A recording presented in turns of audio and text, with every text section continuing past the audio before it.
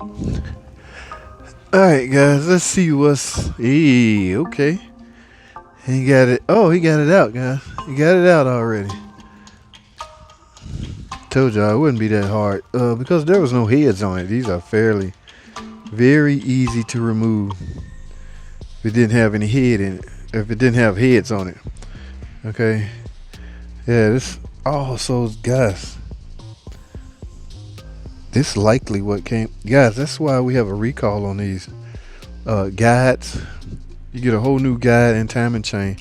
See, remember the problem with this car, guys? If y'all remember the very first nosy hour I went through, well, my buddy was explaining what's going on. He stuck a magnet down there and picked the chain up. In other words, the chain was just laying down there. Probably done fell. Where's the chain?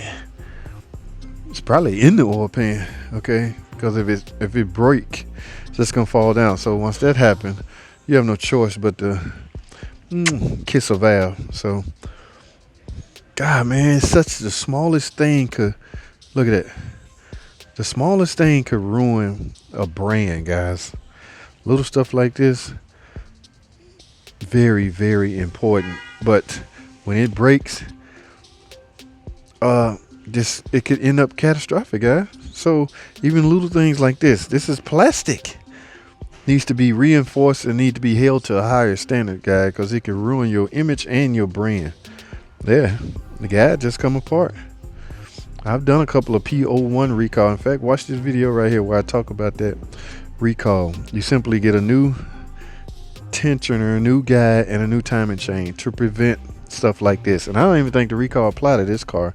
So I don't guess this one got the reinforcement, but because of that problem, means you have to get this. Now that's still up for debate, guys. All right, I say me personally, I would have done a cylinder head on the one in question. Okay, I wouldn't try to fix the valve. The valve is bent, but you could have easily damaged the guide. Okay, the guide is very important. Now, if it's my personal car, I would have went in and lapped the valve, a brand new valve, and put it in. But as far as customers concerned, trying to save them as much money as possible, I would have went in with a new head, new timing chain setup, and that probably would have took care of it. But the insurance company that approved this said give them. They sent us the engine. And guys, this is a Mopar long block. MDS solenoids already equipped. Oil control valve. See what I mean? Look at that tensioner. Look at this setup versus the other setup. Now, I understand this is busted open because it came apart. You know, there's no chain to hold the resistance, but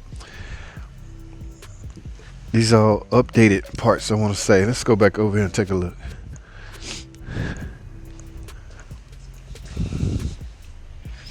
Oh, see this whole little rubber piece that go here? Oh, wow. Now, I can't tell because they look alike. Now, this just came apart, guys. So this, it's hard to say. Man, it sure is loose. But where's the little... All right, y'all remember this image. I'm about to go back to the new engine. And we're going to recognize the difference. Same year, same everything. That one, except for the engine we're installing, has new timing chain and guide setup. Let's go back.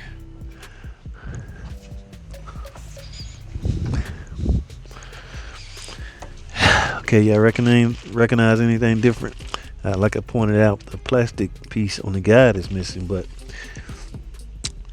oh man, guys, this stuff is just could ineffectively ruin the freaking brand, guys. I wish I don't know what to say about that. Okay, now guys, y'all know about the oil pressure sending unit code or incorrect engine oil use codes?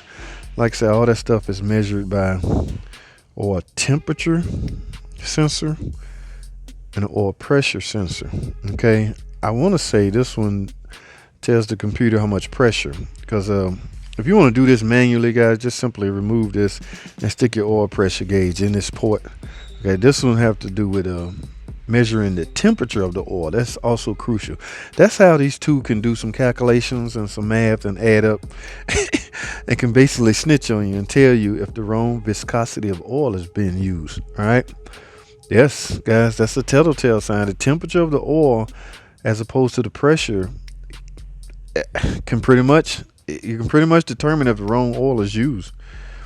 I did not know the viscosity or the weight of oil can give off a different temperature, but that is the case, obviously, because these things work well from that standpoint. I've seen many 1500 trucks in with P0520. I can't think of the P code, but the code that's being named wrong, incorrect oil used. So yes, now that doesn't necessarily mean go and replace these. All right, guys. So yeah, just because you see that code do not mean go and replace these. These are doing their job. A lot of people, when they see that code, incorrect oil used, they'll go and replace these.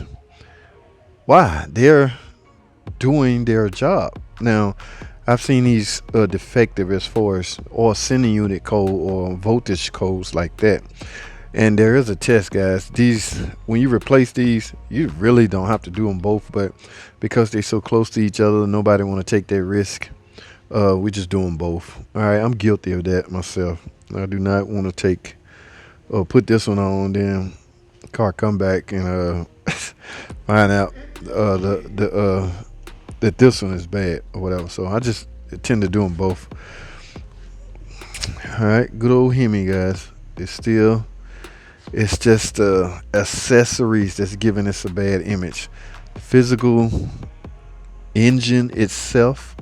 If we can get some vendors that will give us some quality parts, lifters, things like that. Not even camshaft. Nothing wrong with the camshaft. The camshafts are being damaged by the failed lifter. So if we can get vendors, if they can get vendors that will give them decent parts, everything else is a stand up to his image, to his everything else will stand up, guys. But no. All right, well, we replacing this engine, not because of ticking or anything like that, because of the freaking, he must pull the timing chain out. All right, so yeah, let's go take one last look. I know tomorrow he should have it in. One last look at that freaking valve, hung wide open. There's no valve train holding that, pressing that down. That's just hung wide open. This head here is okay, guys. We could have easily replaced this head, put the car back in time, and went on about our business. Hey, this look like y'all recognize this? Oh, you old Chrysler heads at. This is a tensioner for a 2.7, guys. Matter of fact, it's a water pump for a 2.7. It's the new design, guys. So if you have the old style water pump, if you go to get a new one, you're gonna get this one and have to change your whole setup. All right. Man, I hate this, but it happens. All right, guys, I'm gonna go this way.